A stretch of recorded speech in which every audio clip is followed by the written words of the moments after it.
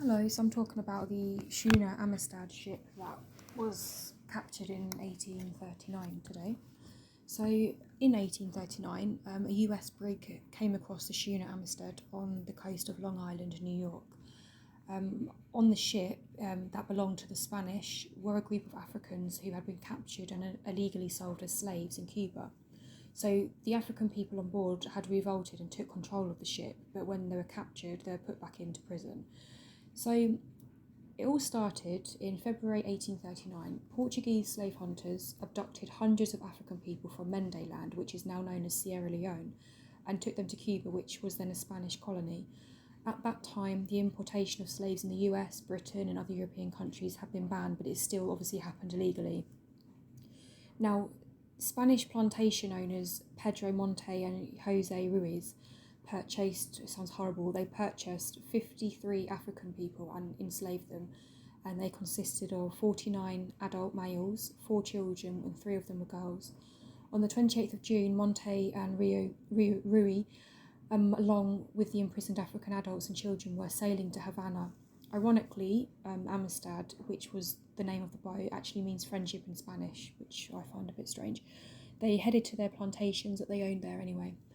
So a few days after heading on the journey, a man called Sengue Pierre, also known as Joseph Cinque, unshackled himself and the other captives and armed themselves with knives, taking control of the ship.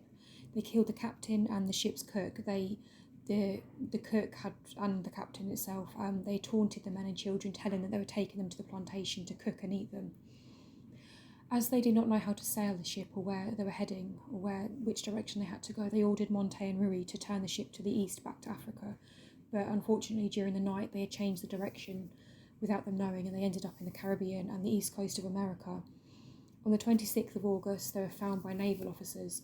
The naval officers seized the ship and put the African people back into chains and headed to Connecticut to gain rights of the ship along with the people on it. They are all charged with murder and put in prison in New Haven, although the charges were dropped shortly after, but they, of course, remained in prison whilst the courts decided what to do with them. At the time, President Martin Van Buren wanted to extradite them back to Cuba in Spain. A group of abolitionists, led by Louis Tappan, Reverend Joshua Leavitt, and Reverend Simeon Jocelyn, raised enough money for their legal defence with the argument that they were transported illegally to be slaves. They did not speak the same language, so they had to determine what language they spoke. So they went to the beaches and found somebody who actually able to speak the language after they'd concluded they were from Mende. So for the first time, they were actually able to tell everybody what had happened to them and how they came on the ship in the first place. Then in January 1840, a judge in Hartford ruled that the African people were not Spanish slaves and they'd illegally been captured and needed to be returned back to Africa, their homeland. Tappan and the other abolitionists, enlisted former President John Quincy Adams, who was a member of the House of Representatives, who was a strong anti-slavery voice in Congress.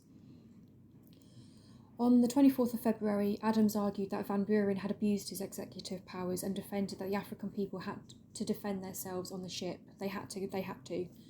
His statement, "The moment you come to the Declaration of Independence, that every man has a right to life and liberty, an inalienable right, this case is decided," he continued, "I ask nothing more in behalf of these unfortunate men than this declaration." On the 9th of March 1841, 7-1 favoured that the court should release them all, stating, "There does not seem to us to be any ground for doubt that these ought to be deemed free."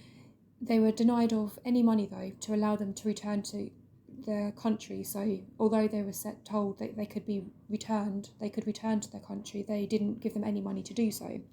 So thankfully, the abolitionists' right once again came to them and raised funds. And in November 1841, Cinque and only 34 surviving African people of the Amistad returned home. Unfortunately, the others had died at sea or in prison whilst waiting for their treatment.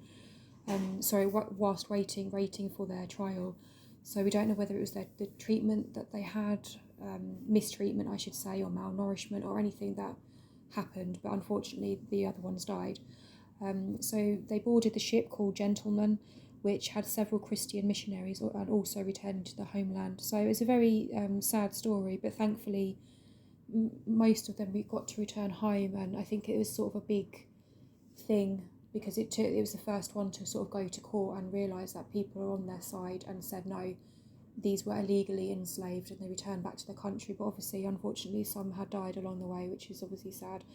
I do lots of videos like this, so if you do want to hear more and see more, please subscribe or check out my other videos, and please like if you liked it. Thanks, and I'll see you again. Bye.